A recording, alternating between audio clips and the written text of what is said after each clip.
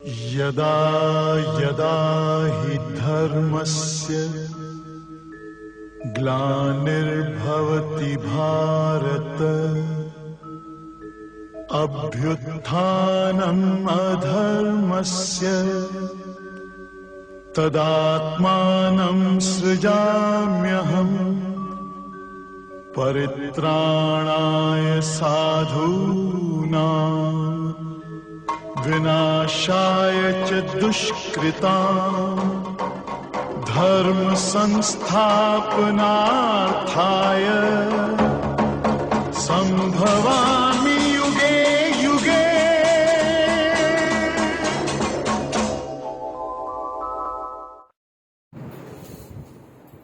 नस अगर अपनी जगह से हट जाती है तो दर्द करती है, जब अपनी जगह आ जाती है तो दर्द खत्म हो जाता है।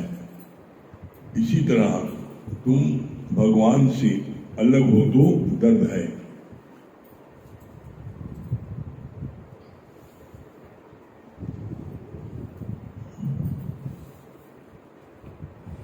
पति पदार्थ होते हुए रोते हो,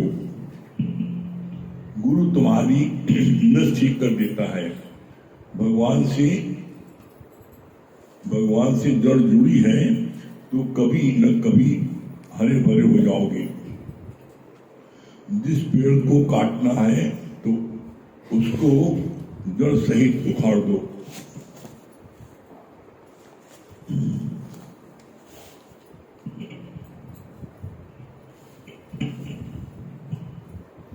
गुरु तुम्हारी नस ठीक कर देता है।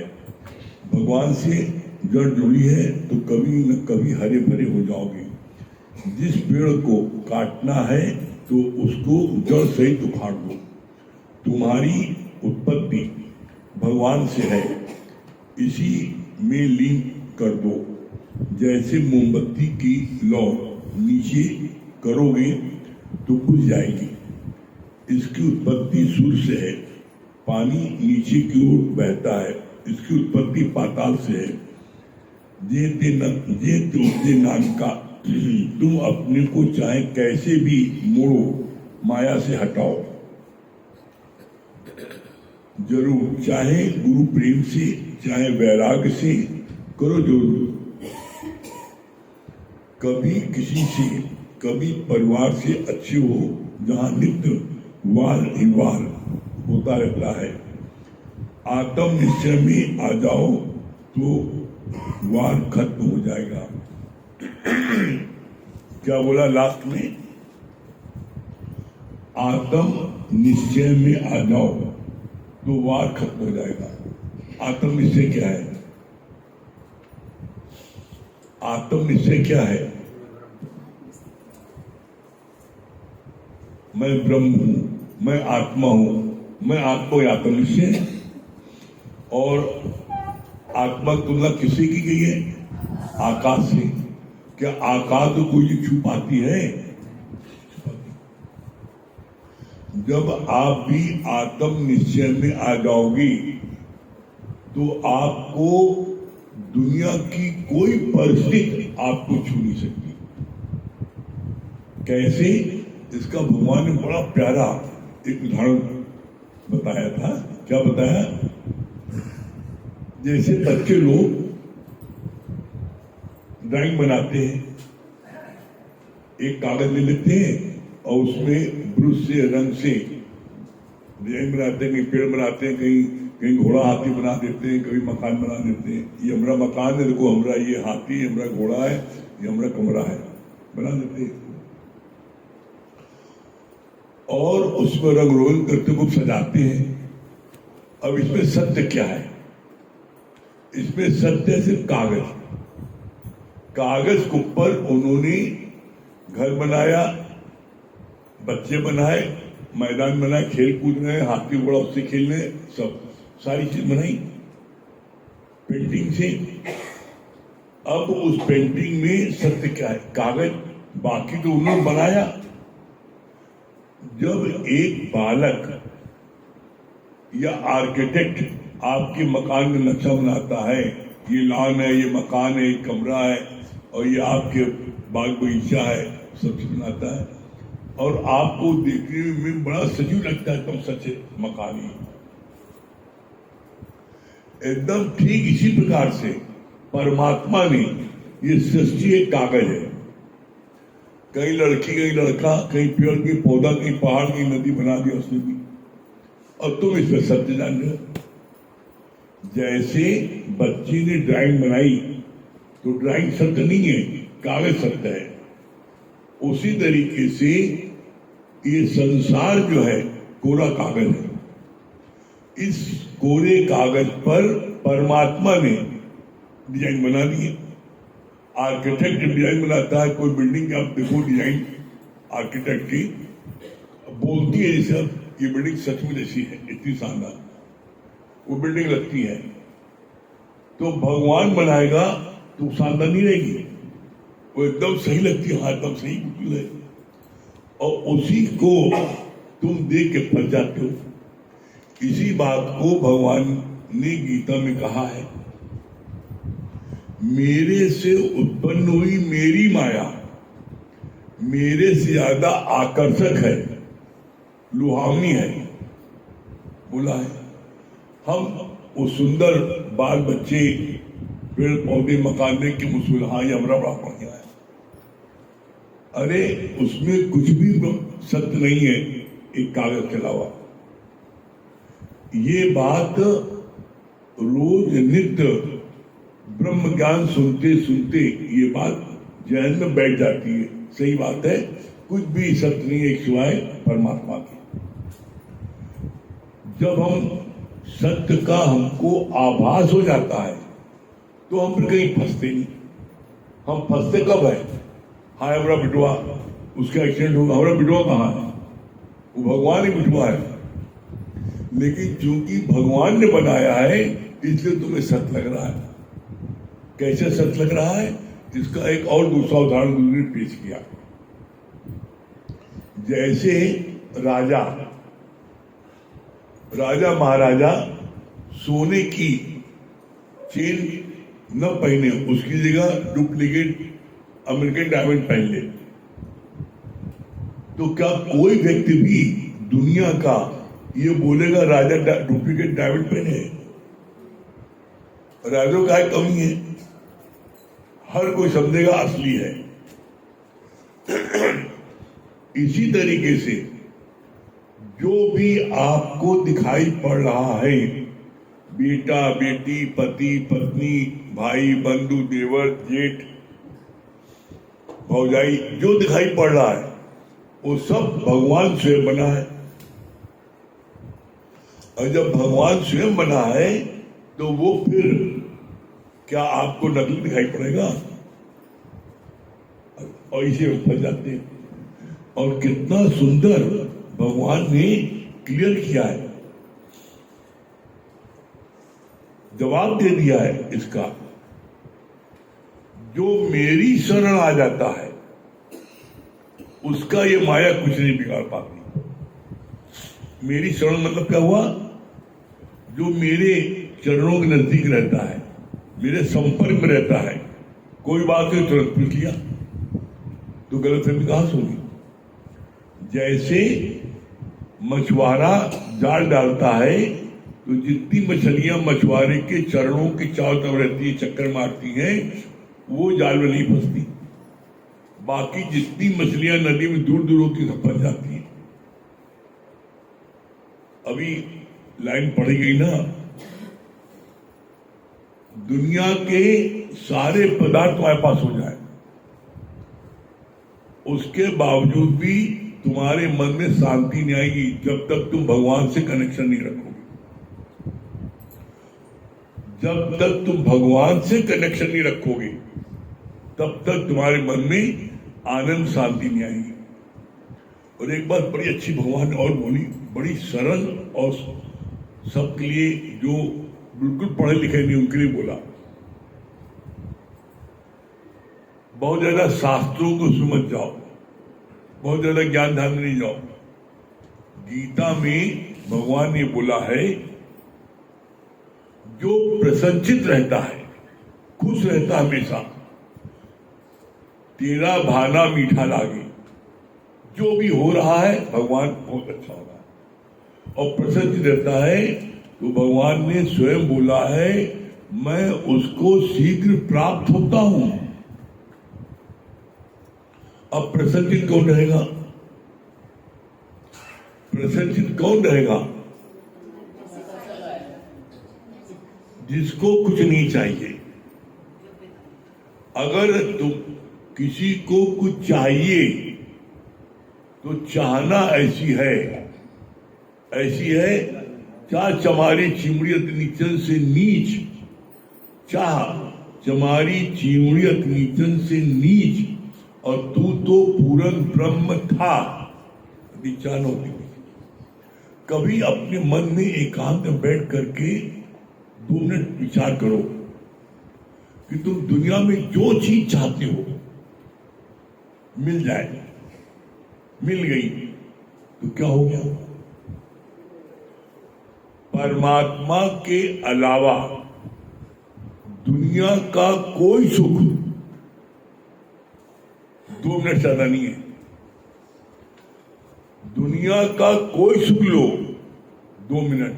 जैसे एज एग्जाम्पल, बड़ा अच्छा गुरु जी इसके लिए बोला, कोई लड़का लड़की एक दूसरे को बहुत चाहते हैं, तड़पते हैं, कैसे मिल जाए। उन्हें मौका मिल गया मिलने का। 2 मिनट देख लो वो गले मिले रहे, उसके दोनों दूसरे धक्का मार देंगे। काहे? दम घुटने लगेगा। इसीलिए भगवान ने बोला, को काऊ का नाही प्रीतम जान लो मन माई। इस संसार में बंदरिया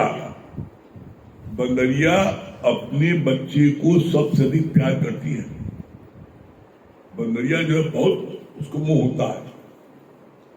और बंदरिया गुरु जी ने बोला, कहते हैं जिसको सबसे ज्यादा प्यार होता है उसका जो है गुरु जी ने दिखाया दृष्टांत। बताया क्या? बताया कि उसको रेगिस्तान में छोड़ दिया, बंदरिया को, बंदरिया के बच्चे को। अब बंदरिया का बच्चा और बंदरिया दोनों को छोड़ दिया तो कुछ दूर तक जो बंदरिया ने अपने ऊपर बच्चे को ला दिया तो लेक्चरी दौड़ती रही। और जब कुछ देर के बाद उसका पैर जलने लगा रेगिस्तान में तो उसने बच्चे उठाया और जब देखा एकदम पैर उसका झुलसना बिल्कुल चलने लगा तो वही बच्चे को पटक उस पर चढ़ गई। अब बताओ, जिस बच्चे को अपनी जान से ज्यादा प्यारा चाहती थी, जब उसकी जान पर आ गई तो वह अपने बच्चे में चढ़ बैठी। गुरु जी का कोई वाक्य असत्य नहीं हो सकता। जो भी गुरु जी ने वाक्य बोला उसको गुरु ने प्रमाणित किया।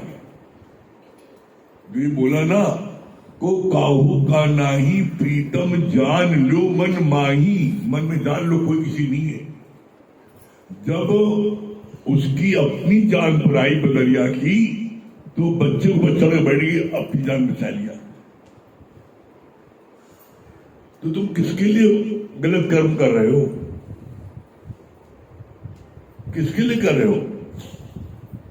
जो तुम गलत कर्म करोगे तो तुम्हारे गलत कर्म करने पर जो धन दौलत गाड़ी घोड़ा मकान लोगे उसका मजा सब लेंगे, लेकिन सजा तुम्हें मिलेगी।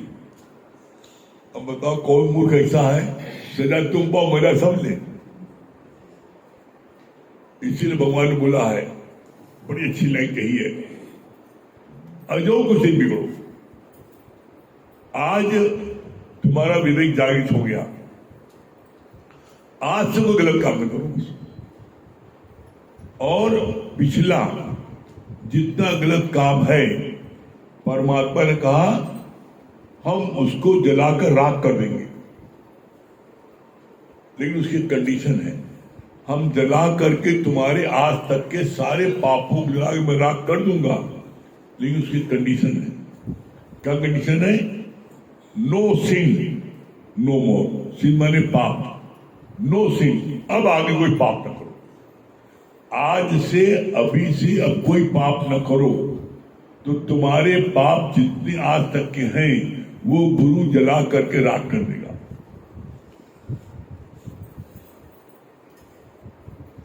अब बताओ आगे पाप करूं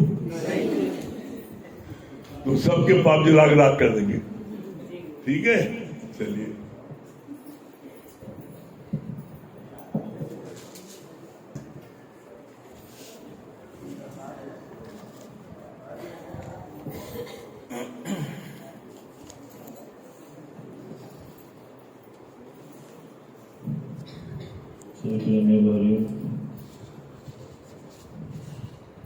देखिए, जब आदमी संकट में होता है तो संकट मोचन को याद करता है। भगवान आपकी बचा ले बस, अंतिम मौका। तो जैसे ही संकट से बाहर आता, पहले पैसा पकड़ो, भगवान को बैठा। तो गुरु ने बोला आपको नो से नो मोर। अब इस पर ध्यान देना है कि नित नित नए कर्म बन जाते मन, वाणी और तन से। और इस बात का आप ध्यान रखना कि जो सृष्टि चल रही है ये इकोसिस्टम पे चल रही है। जो दोगे वही पाओ, और बिना पाए यहां से नहीं जाओ, ये भी ध्यान रखना। जैसे एक बार एक राजा के कान बहुत बड़े बड़े थे। अब उसको बड़ी झेप लगती थी कि लोग मेरा उपहास उड़ाएंगे, हंसेंगे। तो उसने सोचा क्या करूं जो उससे बचूं। तो उसने खूब बड़े बड़े अपने बाल रखे। सोचा बालों से कान ढक जाएगा तो कोई इसको जान नहीं पाएगा। और अच्छी बात। अब चाहे जितने बड़े बाल रख लो, कटाने तो पड़ते हैं। अब उसको जब तकलीफ महसूस हुई तो उसने नाई को बुलवाया। अब जब नाई बाल काटने लगा तो उसने राजा के वो बड़े बड़े कान देख लिए। तो राजा ने उसको चेतावनी दिया, कहा अगर ये बात किसी को भी पता चली तो तुमको सूली चढ़ा दो। कहा ठीक महाराज, मैं किसी को नहीं। चला गया। कुछ समय के बाद राजा के दरबार में ढोल को मंगाया, और जब ढोल बजे तो उसमें से जोर जोर से आवाज आए कि राजा के कान बड़े हैं, राजा के कान बड़े हैं, राजा के कान बड़े हैं। अब राजा चौंके, कौन चिल्ला रहा है? अब कोई चिल्लाए तो बताओ। देखा कि ढोल से आवाज है। ढोल वाले को बुलवाया गया जिसने ढोल बनाया। कहा कौन से जंगल से लकड़ी लाए थे? उसने जंगल का पता बताया। करते करते वो बात उस नाई के पास तक पहुंची। फिर उस नाई को बुलवाया और उससे पूछा क्या राज है? तो बोला महाराज, मैंने आपके कानों को देख तो लिया था, लेकिन मैंने किसी से कहा नहीं था। लेकिन जब आप किसी से ये बात कह दो कि देखो इसको किसी से कहना मत, तो आप देखो पेट में कैसे गैस बनने लगती है, पेट फूलने लगता है।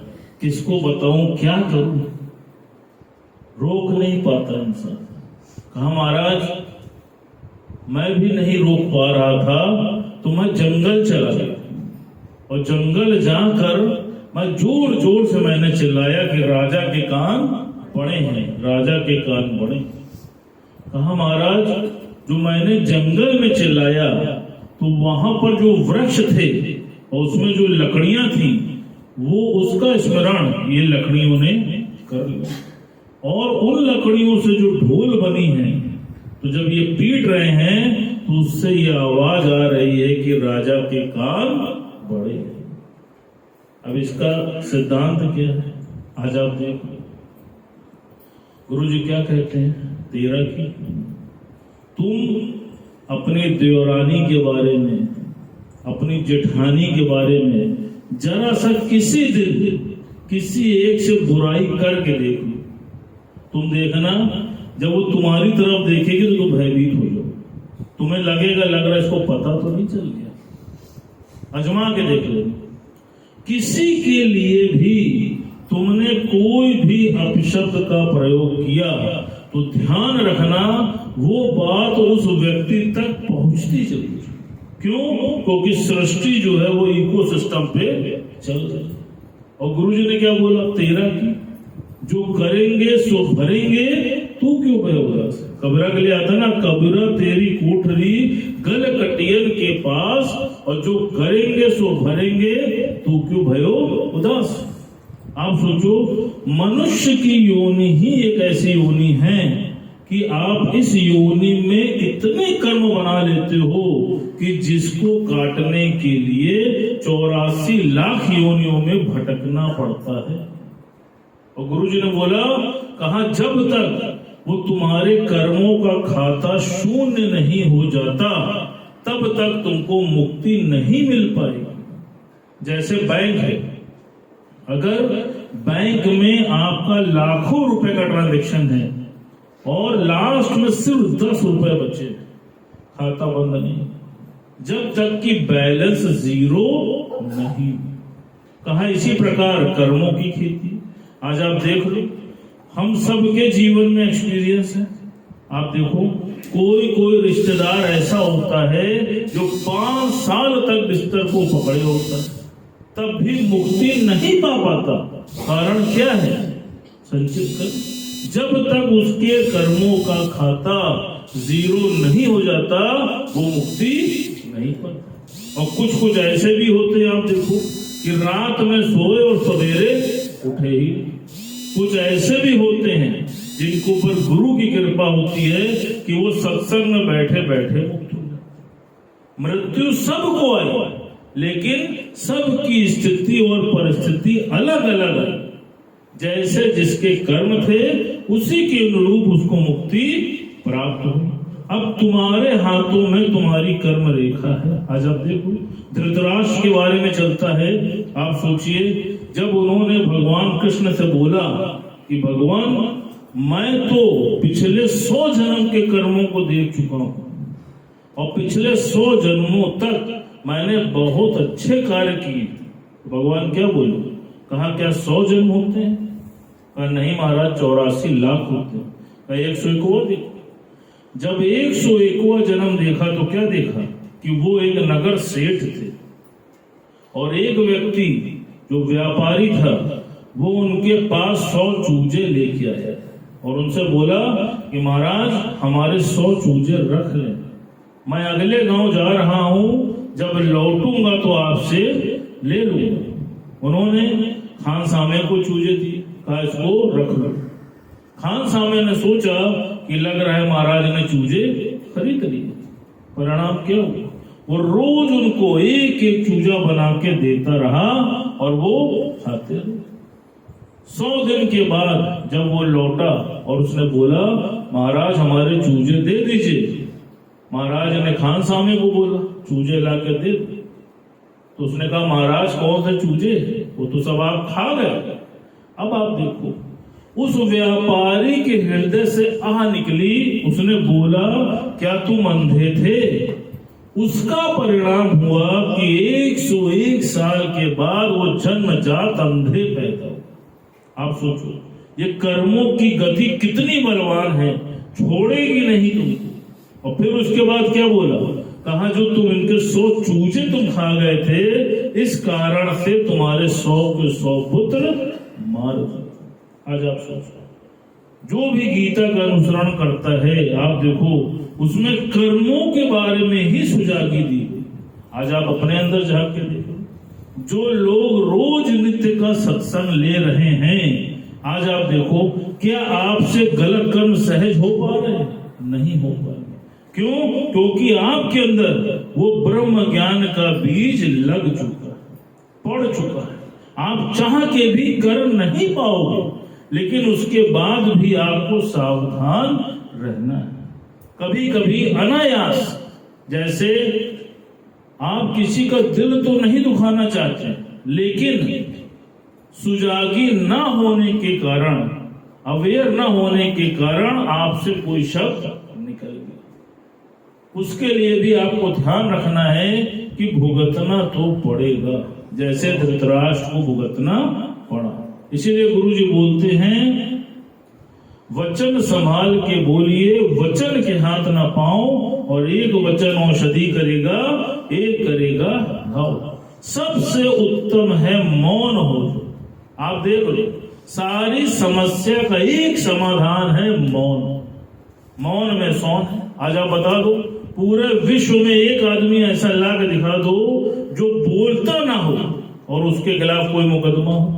आप बताइए, जो ज्यादा बोलता है उसी के जीवन में ज्यादा समस्याएं होती हैं।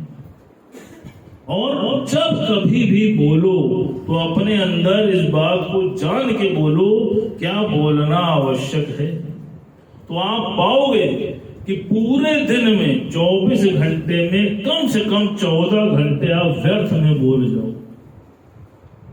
आप एनालाइज करना, तो आपको लगेगा बोलने की आवश्यकता ही नहीं है। और आप जो कम बोलता है, तो आप देख लो, आप कम बोलोगे तो आपका ध्यान परमात्मा के साथ लगा रहे। आप व्यर्थ बोलोगे तो क्या होगा, आपकी वृत्ति भंग होती जाएगी। अब बताओ, ध्यान लगाना है कि भंग करना है? ध्यान लगाओगे तो परमात्मा को पाओ। अम्मा के इनके हाथ में जाएगा।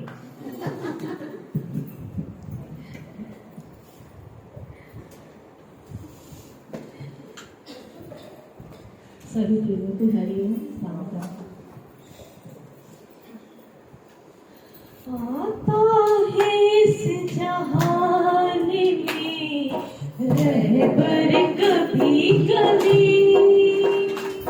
आता है इस जहान में रहबर कभी कभी, मिलता है सबंदा पर कभी कभी, आता है इस जहान में रहबर कभी कभी, आता है इस जहान में रहबर कभी कभी। फैला के झोलियां खड़े हैं तेरे द्वार, फैला के झोलियां खड़े हैं तेरे द्वार, भूलता है रहमतों का दर ये कभी कभी, भूलता है रहमतों का दर ये कभी कभी, मिलता है सबंदा पर कभी कभी, आता है इस जहान में रहबर कभी कभी, आता है इस जहान में रहबर कभी कभी।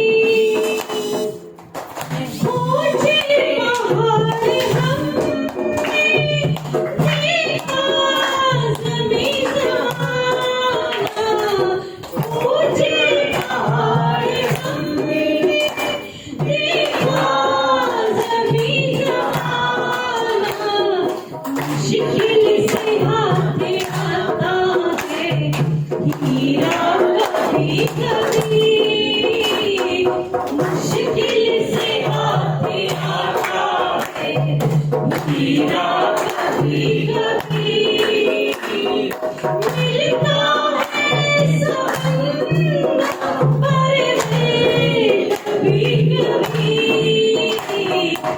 आता है इस जहान में रहबर कभी कभी। मुझसे तो सभी कहते हैं कुर्बान जाऊं मैं,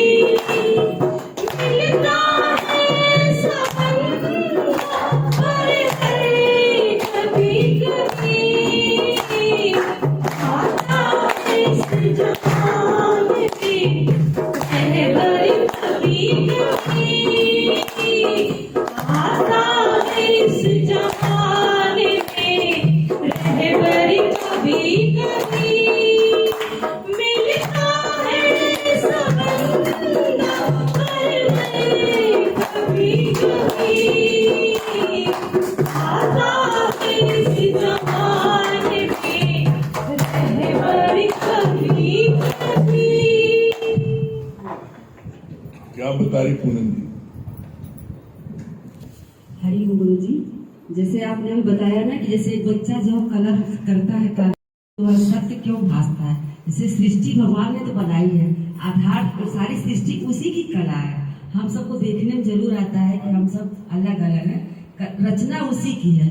और आपने बहुत अच्छा एक बात बताया कि सत्य से सत्य की उत्पत्ति होती है। हमको सत्य क्यों भासता है ये जगत, क्योंकि उसको परमात्मा ने ही धारण कर रखा है। जैसे आपने कहा इस राजा को या कि हीरे का जीवन पहन ले, कोई सोचेगा ये नकली है, कोई सोचेगा असली है। वैसे ही इसको इस सृष्टि को परमात्मा ने धारण किया, इसलिए हमको सच भासता है। हाँ, गौतम ने पूछो फरमा दी। जब हमारा अगर एक साथ परमात्मा गुरु से जुड़ा रहेगा तो हमें दुखी नहीं होना पड़ेगा। और भैया ने बताया कि एक शब्द संभाल कर बोलो, क्योंकि एक शब्द औषधि करे गाँव। क्या चार्टर काउंटर क्या बोल रहे? हरिओम गुरु जी, आपने बताया ना कि अभी भी कुछ नहीं बिगड़ा। अगर आपका विवेक जागृत हो गया तो आप कोई गलत काम ना करें। नो सिन नो मोर। कि सारे पदार्थ आपके पास हैं तो भी सुख नहीं है। अगर आपका कनेक्शन परमात्मा से तो सारे, और परमात्मा उसी जो व्यक्ति प्रसन्न रहता है परमात्मा उसी के पास रहता है। और प्रसन्न कौन रहता है? जिसके अंदर कोई प्रकार की चाहना ना। गुरु जी बहुत बहुत शुक्राना, बहुत अच्छा लगा। जब हमारा निश्चय पक्का रहेगा तो दुनिया की कोई भी परिस्थिति आएगी तो हमको छू नहीं सकता। और भैया की बात बहुत अच्छी है कि तेरा किंग। और एक बात ये पूछना है गुरु जी, जैसे भैया ने भी बताया शब्द के बारे में कि जैसे कि हमको समझ नहीं, हमने किसी को कोई वर्ड बोल दिया तो उसमें भी कर्म करते हैं नहीं शब्द। कर्म की सिरप नहीं हुई, कैसे हुआ भगवान ने झूठ बोलती, कैसे उसको पता है। कि जिसको कुछ भी नहीं चाहिए वही प्रसन्नचित रह सकता है। और एक बात भैया की बहुत अच्छी लगी कि हमेशा मौन रहे, जब मौन हो जाएंगे तो कोई लड़ाई झगड़ा नहीं रहेगा। आपकी लाइफ में एक वाले सुने थे कि no Singh no Singh no सुख नो हो, जी नो सिकनेस नहीं। आज के बाद कि मोह जैसे बंदर के बच्चे उसको बच्चे से था, लेकिन जब अपने जान पे आ गई तो उस पे चढ़ गया। तो ये बात है कि मोह में घात है। क्या बोला?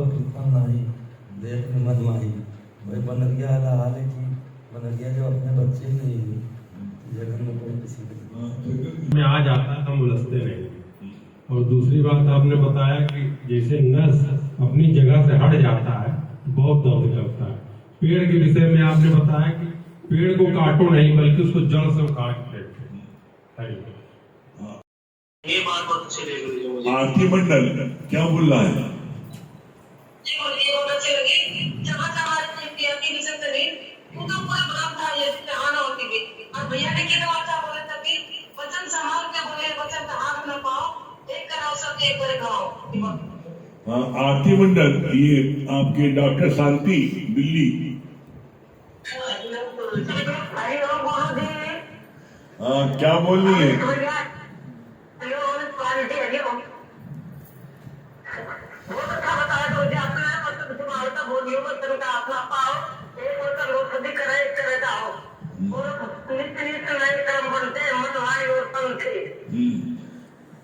और हमेशा बोल रहना, बोल रहा हूँ बहुत ज्यादा ताकत है। हरिओम गुरु देव को आने से हरिओम, हमें समझ गया हरिओम। ललित भैया जयपुर।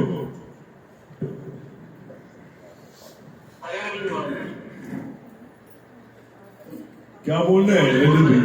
हाँ, मौन में सोन है, सबसे अच्छा जब मौन रहना होता है तो मौन में सोन। हाँ। नीतू सिन्हा जयपुर। हरिओम गुरु जी। हाँ, क्या बोली नीतू जी?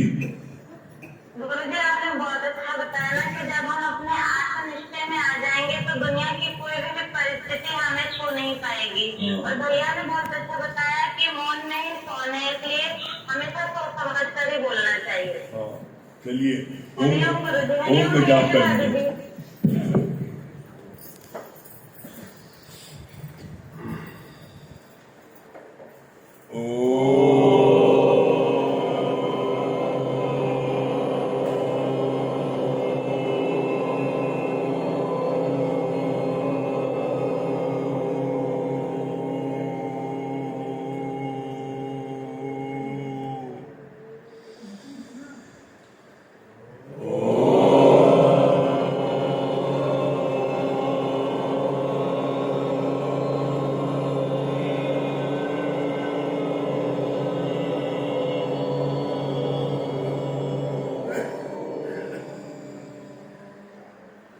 ओ